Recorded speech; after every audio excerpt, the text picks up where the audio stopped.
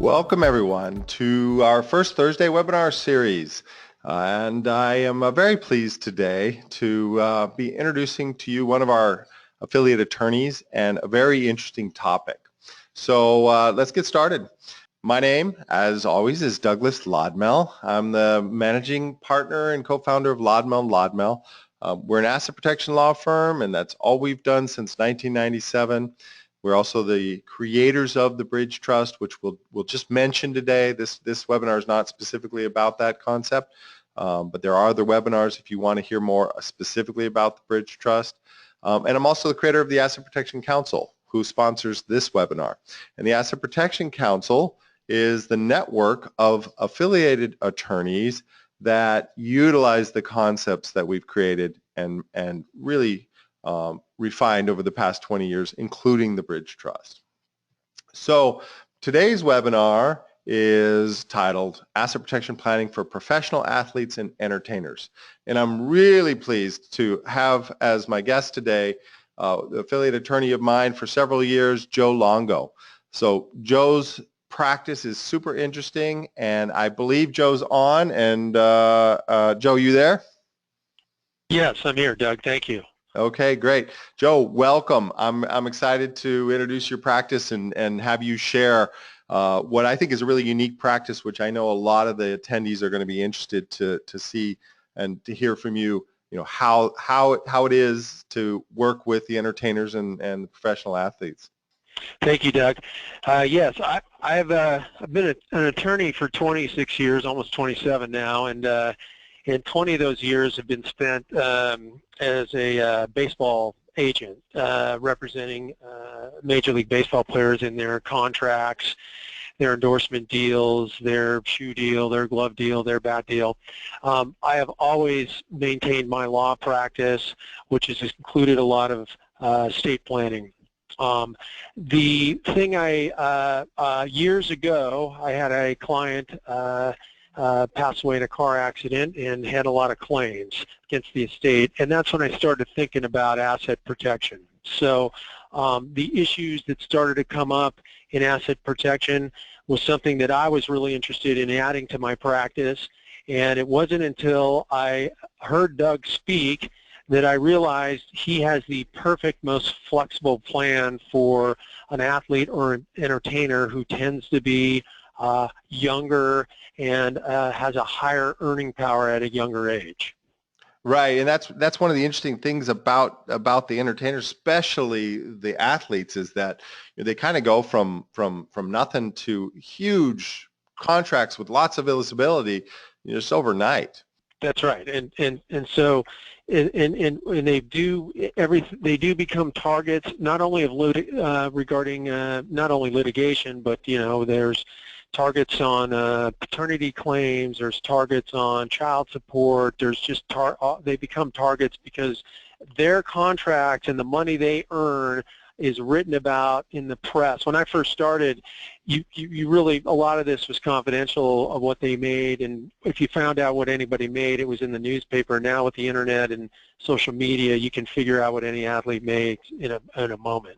Right, right. Yeah, I mean, their earnings, unlike the rest of us, are all published and talked about, and add that to their celebrity status, and all of a sudden you've just got this kind of perfect recipe. Not to mention that they're young, so I mean, add in not a lot of experience, and probably don't have a lot of experience in dealing with money at all. Yeah, and not only is it them, I'm also worried about their friends. So these guys inherit a lot of claims from their friends. Either it's bad behavior, a tort type claim, right, or it could be a lot of the times they're bad business deals, and the athlete or entertainer is the only person with the deep pocket in the deal, and that's who gets targeted.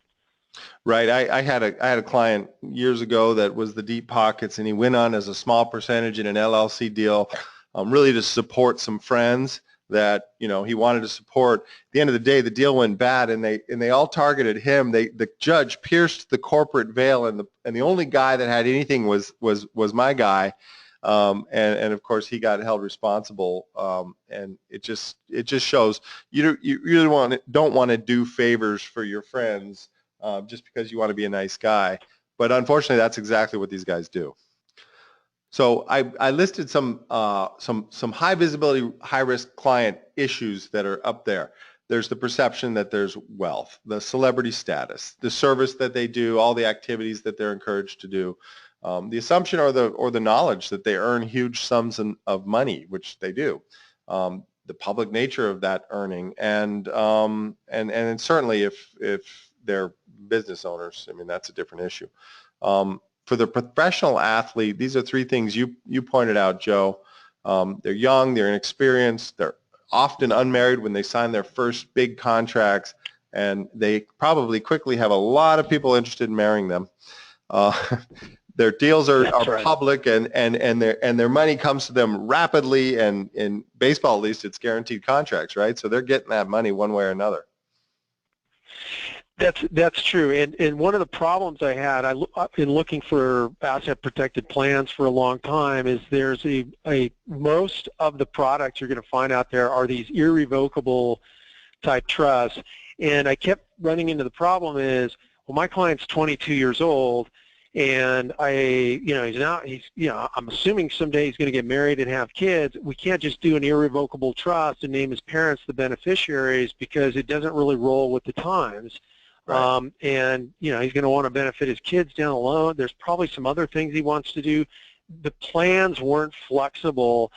Doug's plan, Doug's Bridge Trust was, and that was the difference maker for me, because now I had a plan that a young, high earner could get into and modify over time, to reflect what's going on with his life.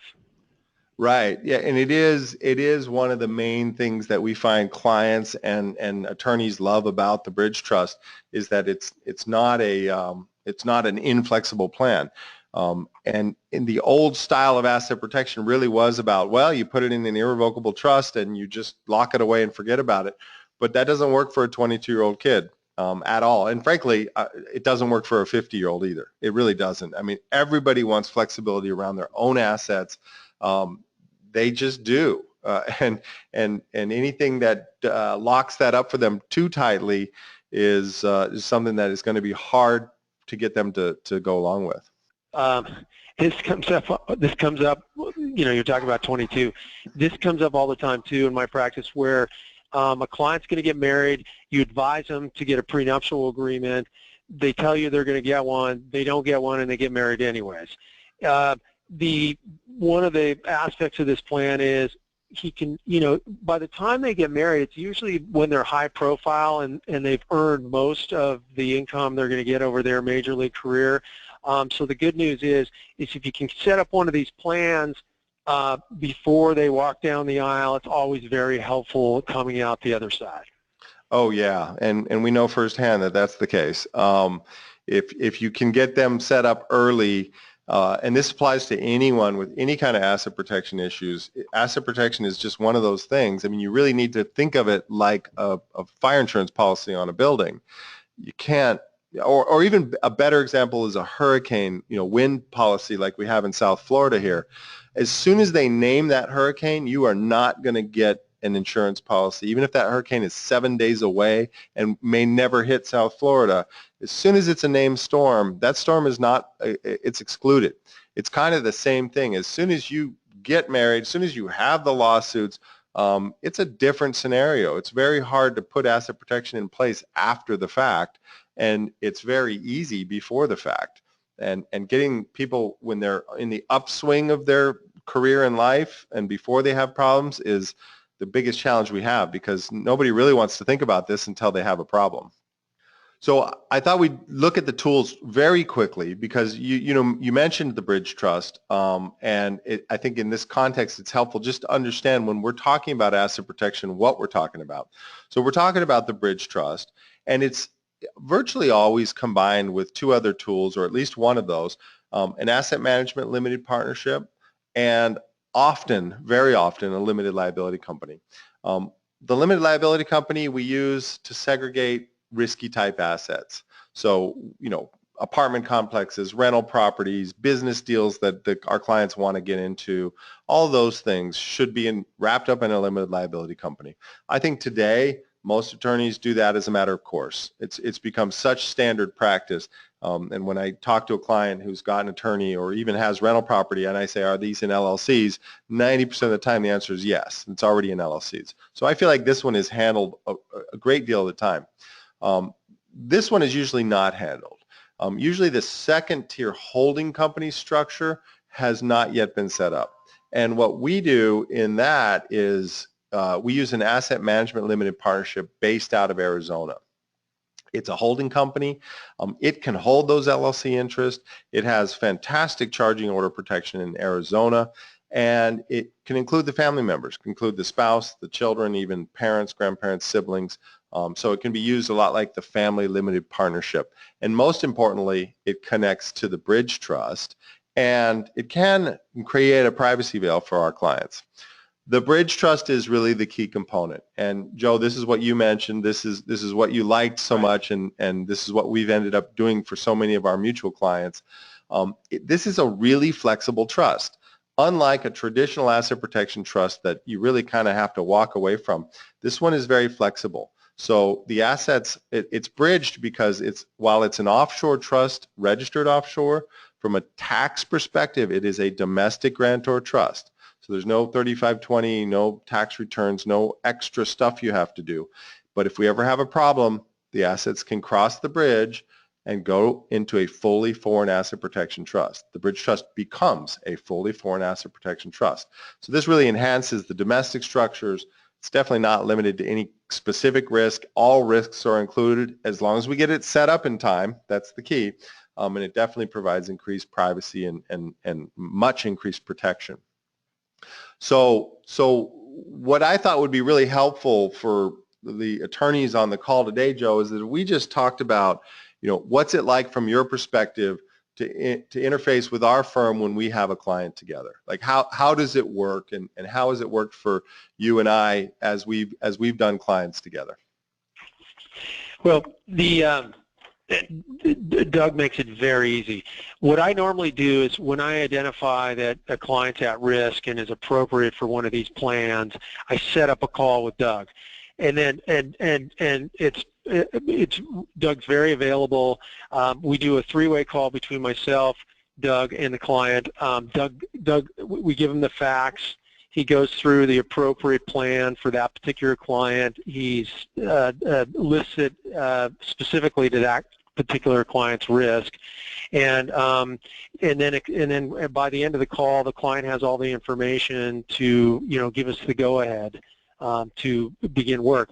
And the great thing about Doug and his firm is they make it really easy to hand off the paperwork, to hand off the payment, to hand off the getting the questionnaire filled out. All I really do is sort of handhold the client and then get whatever information his staff's missing to complete the plan, and it makes it really easy on me and on the client too. Yeah, and that's our goal. Our goal is that you shouldn't have to even hire a staff member to do anything when you add asset protection to your practice with us. It should be that we pretty much take the full load, and you're already working with the client and interfacing, and that's the part that you enjoy doing. That's what you want to be doing. You want to be talking to our clients and not doing more paperwork and trying to figure out a system that took years to figure out. So I appreciate that. After the analysis, what we do, after the analysis that Joe just talked about, where the three of us are on a conference call, I will get out a recommendation letter and a retainer agreement. I do it, I know there's a picture of a snail mail picture there, but I do it all by email. So usually within an hour after our analysis, the client has in their inbox, as well as Joe has in his inbox, the recommendation letter specific to their risks, where I actually talk about what we talked about on the phone call, and the retainer agreement. And the retainer agreement spells out exactly what the terms of the engagement are.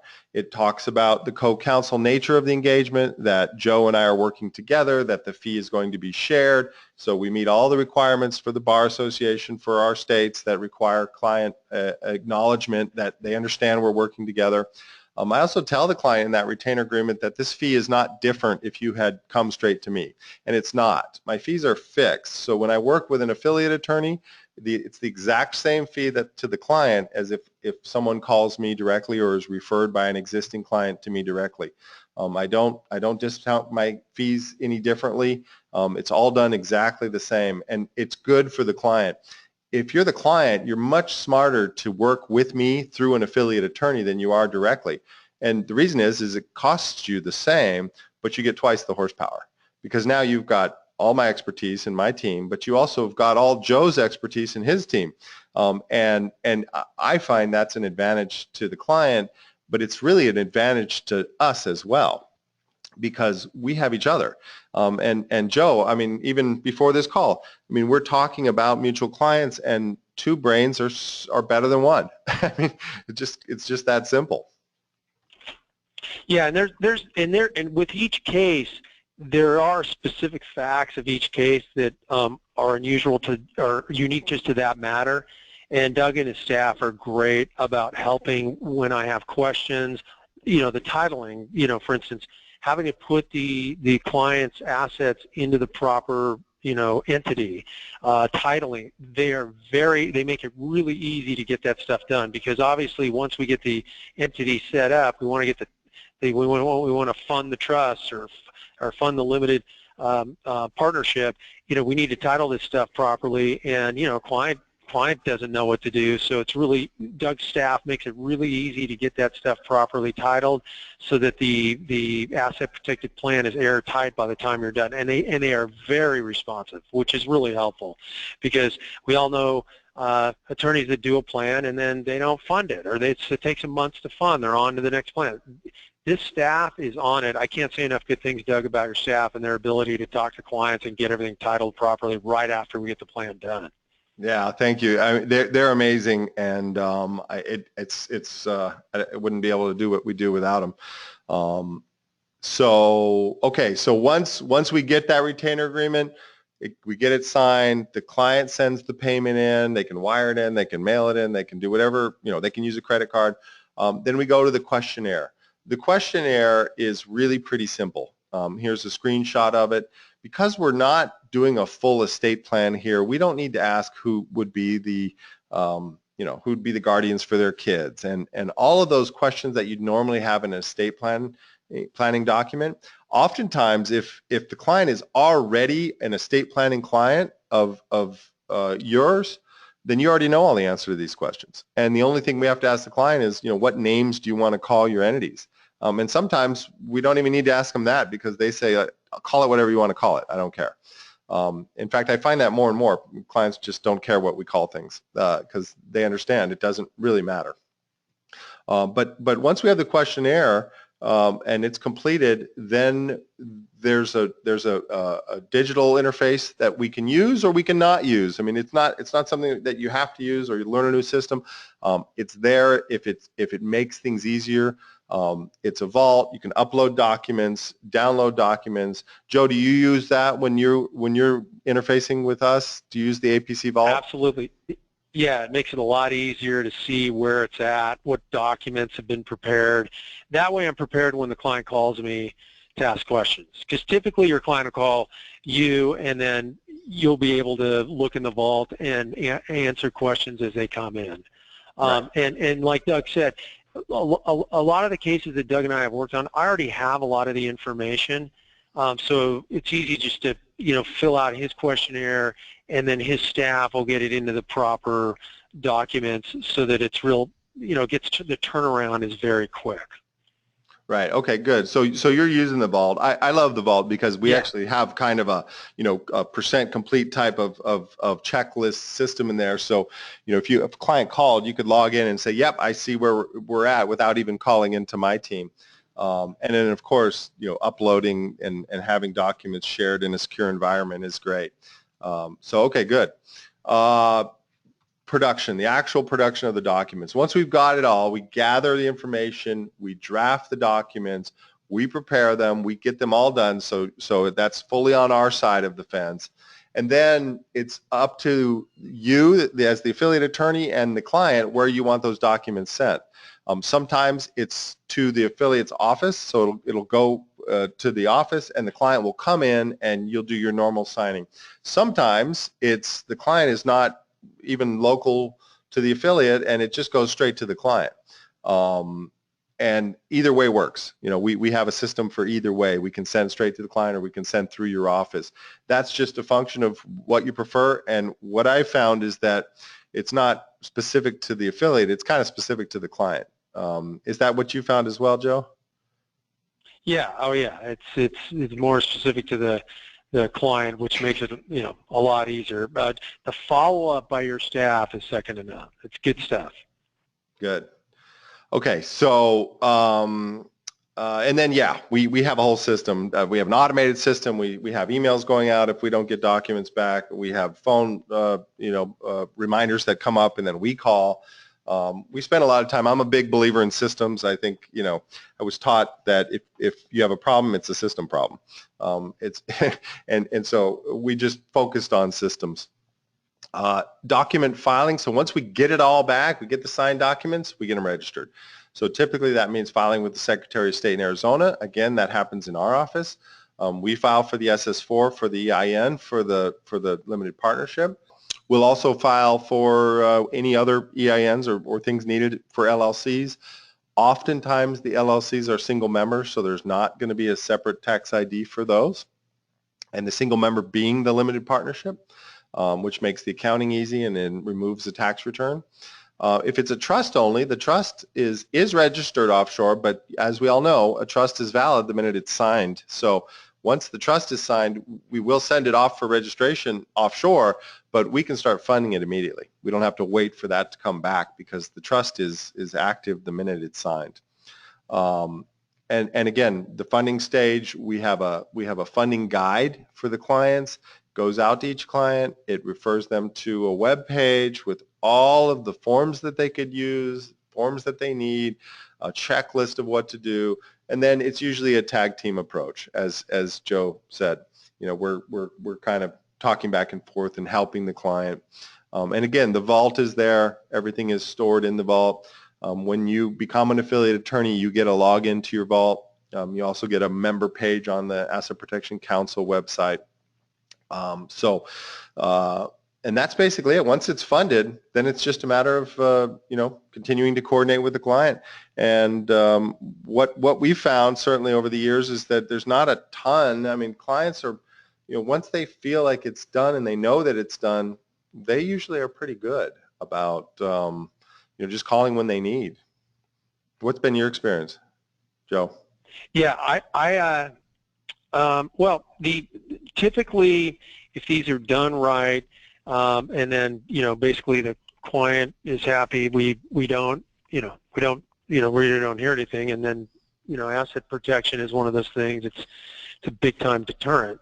And with those clients, the interesting part about this is those clients that actually get involved in, let's say, litigation after we've done the plan. Doug has been great about consulting the defense attorney about how to answer discovery, what questions need to be answered and how to answer them. I can't say enough good things about his consultant work after the fact when we've had to advise a defense attorney on how to answer, what a client owns and doesn't own, or what the client's interest is. That sometimes is phased too if a claim comes. And the good thing about Doug and his staff is, they don't head for the hills. They're actually there to support the client and to support the client in the claim. And again, this is all in an effort to, hopefully get that plaintiff to settle for pennies on the dollar or go away completely. Yeah, that's always our goal. And believe me, I really believe in the follow-up. I never want to drop a client. I think none of us can afford to do that in today's world. I think that the internet has made it pretty much impossible to be a bad provider out there because people will talk. And I never wanted to be a bad provider even before the internet. This is just kind of made the good ones better and made the bad ones more obvious to everyone. So I appreciate you saying that, Joe, because it really is something that I believe in. I end up, at the end of the day, especially when you're a fixed fee provider like we are, we spend, we feel like we make really good money on some clients that don't ever really need to use us a lot. And then some clients, we really earn our fee 10 times over because there's a ton of after the fact work that we really don't charge for. And I consider it just part of supporting and servicing the client. And certainly with respect to the planning and the bridge trust and everything that needs to get done, I don't drop clients. I want my plan to succeed. I want them to call me after 10 months or 2 years or however long it takes to get that claim settled or dropped and say, you did it. What you advertised was the real deal. And I had one client call the other day and he goes, wow, you performed as advertised is what he told me.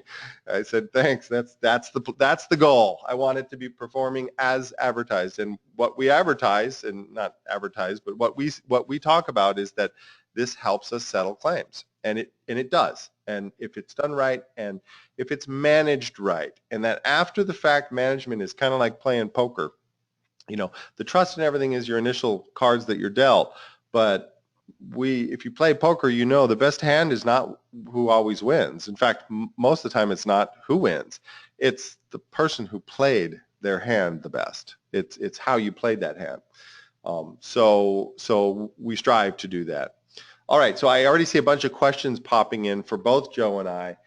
So if you have not yet asked a question, I'll start with the ones that are up there. Everybody on this webinar, please feel free. There's a question input box. You can ask any question to myself or to Joe that you would like. So just say Joe and then ask your question, or Doug, ask your question. But Joe, I've got a couple that start off here already for you. Okay. So Joe, once I identify a client for asset protection, should I simply refer them directly to Doug or schedule an analysis? My first response is you should call Doug directly, or actually his office, to set up a phone call. So the way I end the call to the client is I tell him about Lodmill and my relationship with Doug Lodmill, and then I say, I'm going to set up a call between the three of us. I'll get right back to you. So that's what I do. The first point of contact for the client is be on the phone at 3 o'clock. Here's the number. Here's the call-in number. And the three of us are going to talk about what's going on. And Doug's always kind enough. It's a free consult.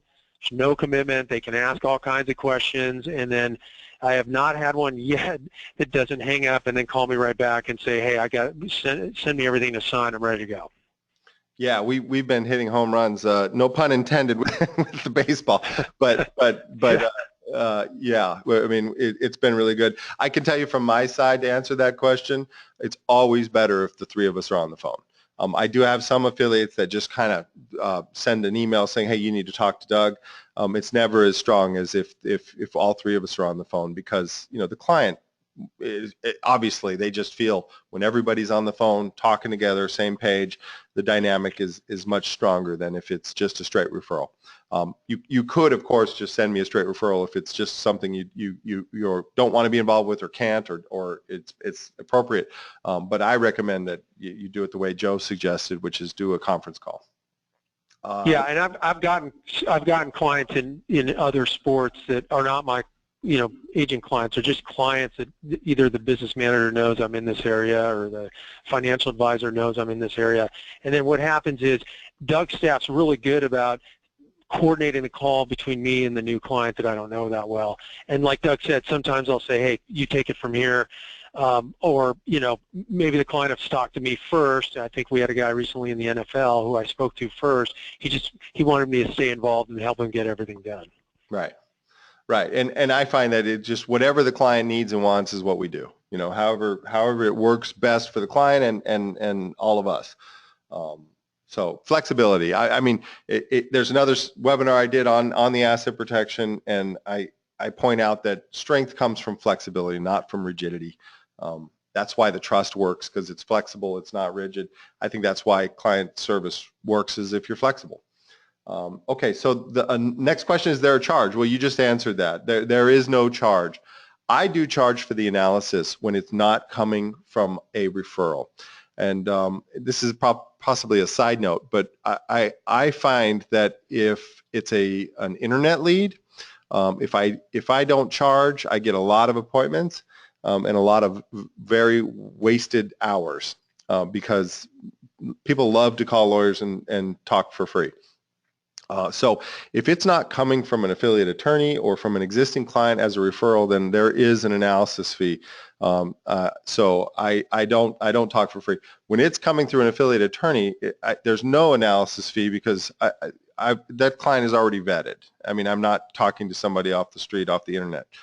So there's no fee at all. I wouldn't put one in front of that. And the only reason I have the fee on the internet clients is really just to screen out the ones that aren't serious.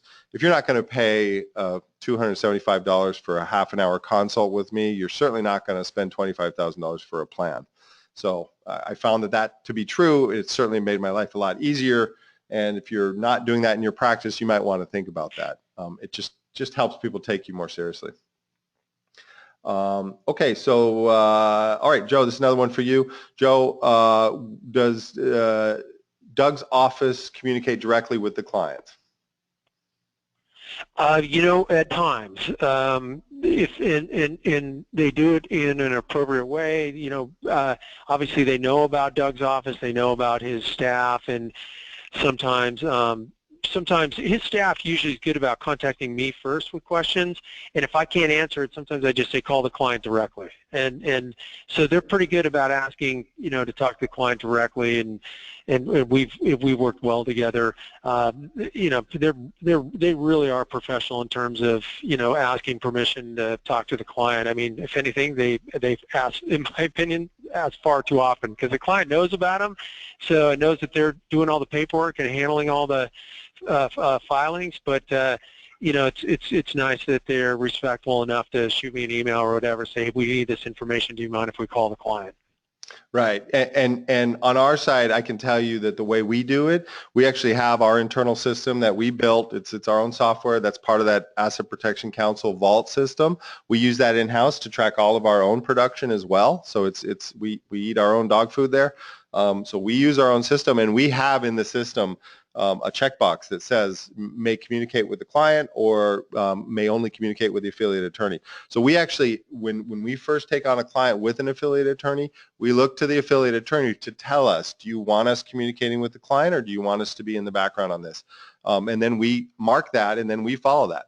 So most of the time I can tell you that the affiliates would actually prefer us also talking to the client because it definitely speeds things up if we can talk to the client. So I'd say about 90% of the time or 85% of the time we are approved to talk to the client, and then we talk to them and get things answered directly. Sometimes though the affiliate just wants us to be doing the work and really doesn't want some clients, how they are, they don't need another point of contact. And in those, we respect that. So it's whatever you want is the answer to the question. But it's a great question. Thank you for asking that. Okay, next question is, what is generally the turnaround time for the asset protection planning? Well, I can answer, but Joe, why don't you answer from your experience what that's been? I haven't had it go beyond 2 weeks so far. In most cases, it's less. So pretty quick. Yeah, that's what I would have answered is 14 days. When I'm talking to a client, I say that we will have documents as soon as we get information completed. We'll have documents to you within 10 to 14 days. Again, I'm a big believer in systems, so we have created a law firm that is built around systems that work, and part of that system is getting documents out to the client in a super timely manner. There is a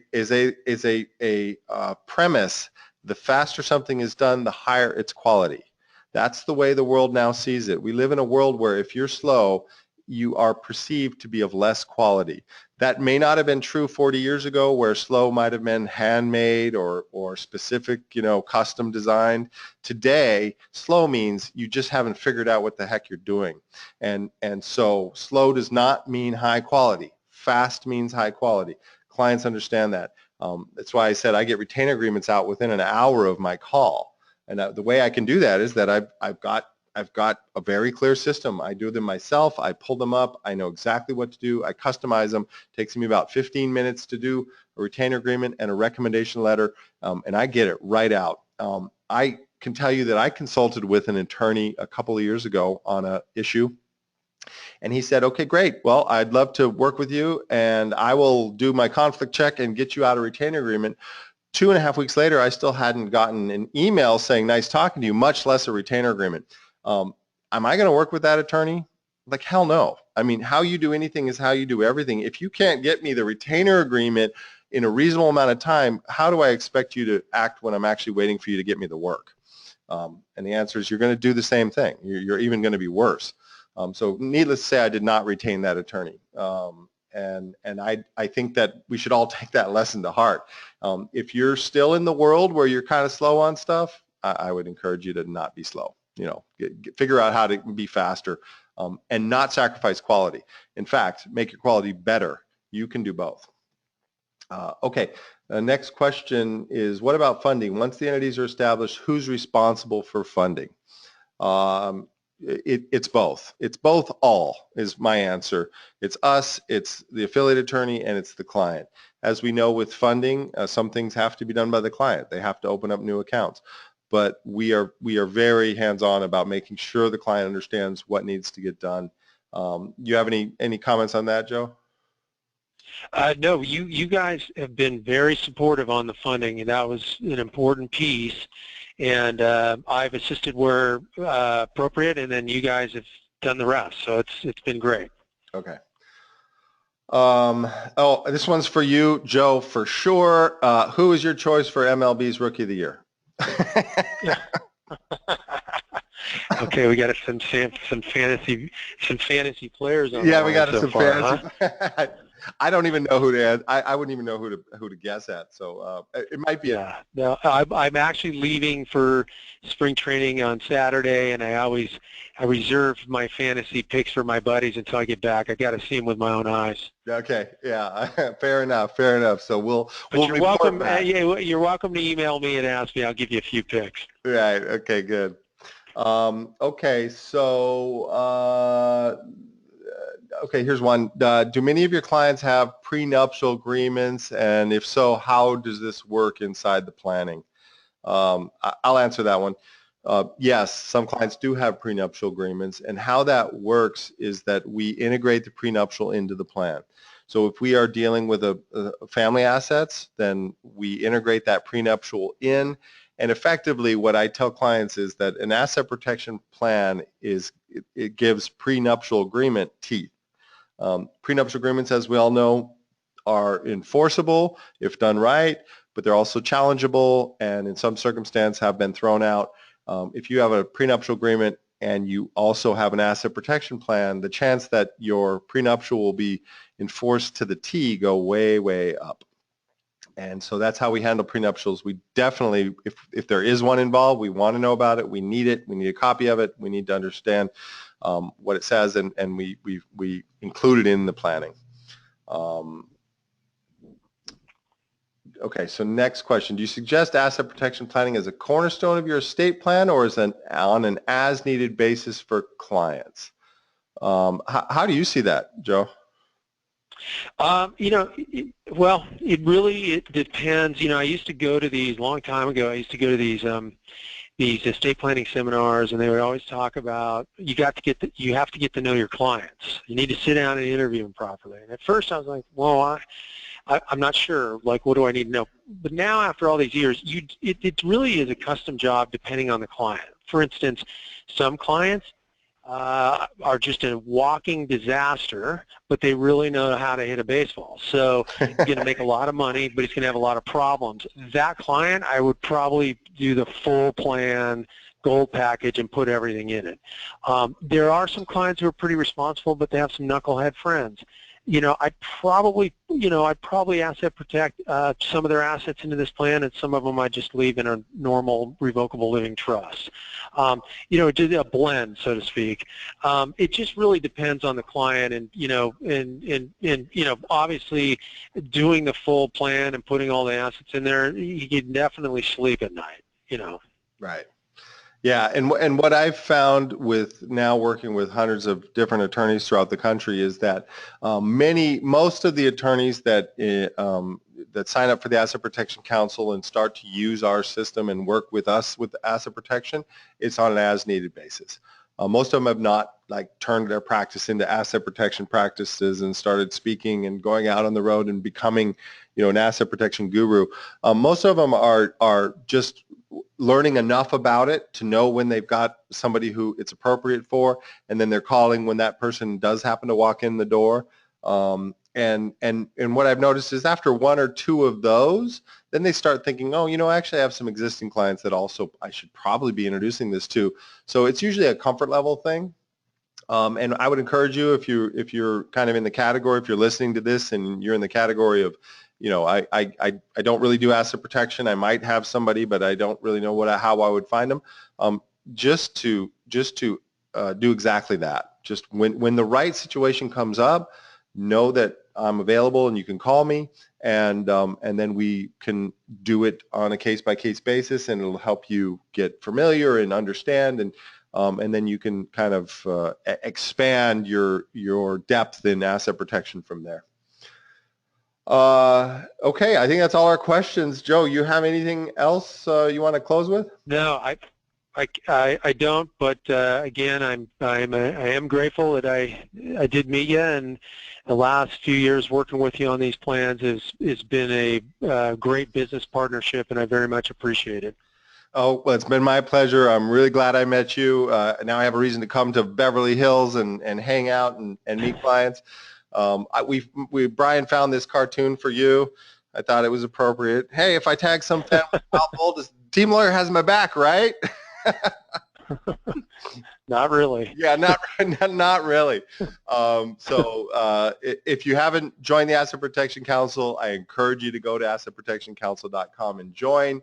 Go to LinkedIn, sign up for the Asset Protection Council forum or group on LinkedIn.